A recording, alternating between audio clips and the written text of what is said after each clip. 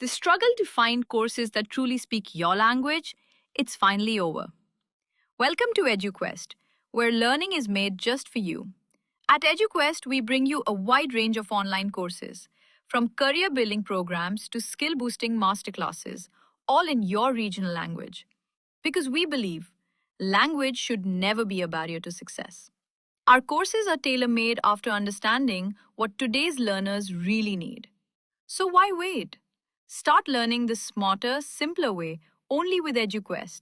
Visit eduquest.courses and explore your next course today. And hey, don't miss out on our exciting offers and promotions. This video is sponsored by Educase Digital Marketing.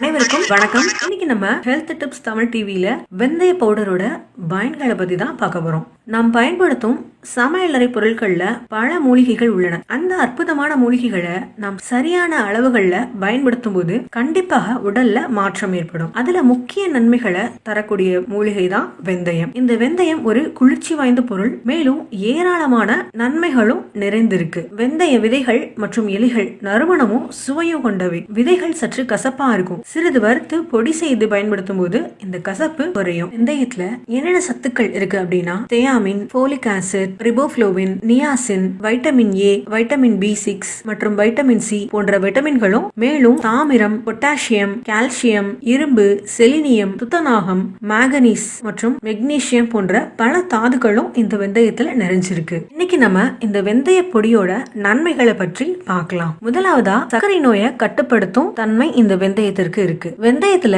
சர்க்கரை உடலால் உறிஞ்சுவதை குறைக்கும் பண்புகள் நிறையவே இருக்கு மற்றும் இன்சுலினோட சுரப்பையும் ஊக்குவிக்கும். இந்த இன்சுலின் தான் ரத்தத்துல உள்ள குளுக்கோஸ ஒழுங்குபடுத்தும் ஹார்மோன் ஆகும். அதனால இத டைப் 1, டைப் 2 நீரிழிவு நோயாளிகளுக்கு வெந்தயம் பயனுள்ளதா இருக்கும். இதற்கு நீங்க எடுத்துக்கொள்ள வேண்டியது ஒவ்வொரு உணவிலும் அரை டீஸ்பூன் வெந்தய பொடியை நீங்க சேர்த்தாலே போதுமானதா இருக்கும். இரண்டாவதா சிறுநீரகத்துல பிரச்சனை உள்ளவர்கள் தினமும் இந்த வெந்தயத்தை சாப்பிட்டு வந்தா சிறுநீரகத்துல சேரும் நச்சுக்கள் சிறுநீர் மூலமாகவே வெளியேறிவிடும். மூணாவதா மாதவிடாயின் போது ஏற்படக்கூடிய வலியையும் குறைக்கும். இதற்கு ஒவ்வொரு முறை மாதவிடாய் ஏற்படும் போதும் வெந்தய பொடியை சாப்பிட்டு வரலாம். முதல் 3 நாட்கள்ல 2 கிராம் வெந்தய பொடியை நீங்க எடுத்துக்கொள்றது மூலியமா வலியை நீங்க பெரிய அளவுல குறைக்க உதவும். அடுத்ததா அதிக கொழுப்போட அளவை குறைக்கும். வெந்தயத்துல அதிக நார்ச்சத்து இருக்கிறதால உணவின் மூலமா நீங்க வெந்தய பொடியை வழக்கமா எடுத்துக்கொள்றது மூலியமா போதுமான LDL-ஓட அதாவது கெட்ட கொழுப்போட அளவை குறைக்க உதவும். அடுத்ததா எடை இழப்புக்கும் இந்த வெந்தயம் உதவும். ஒரு ஆரோக்கியமான வயிறு என்பது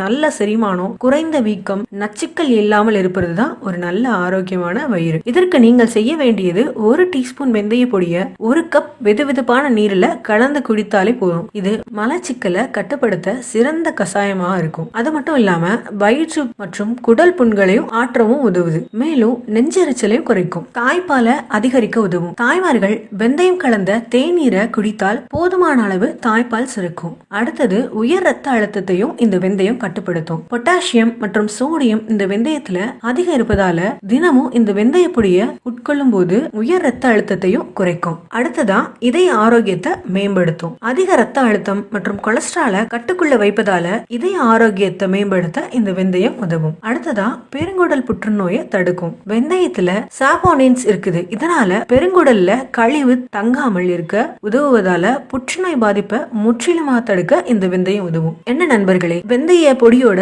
பயன்களை பத்தி தெரிஞ்சுக்கிட்டோம். நீங்கள் இதை பயன்படுத்தி பலனை அடையுங்க. நீங்க இன்னும் நம்ம சேனல் சப்ஸ்கிரைப் பண்ணலைன்னா சப்ஸ்கிரைப் பண்ணுங்க. மறக்காம பக்கத்துல இருக்கிற பெல் ஐகானையும் பிரஸ் பண்ணுங்க. நன்றி. வாழ்க வளமுடன்.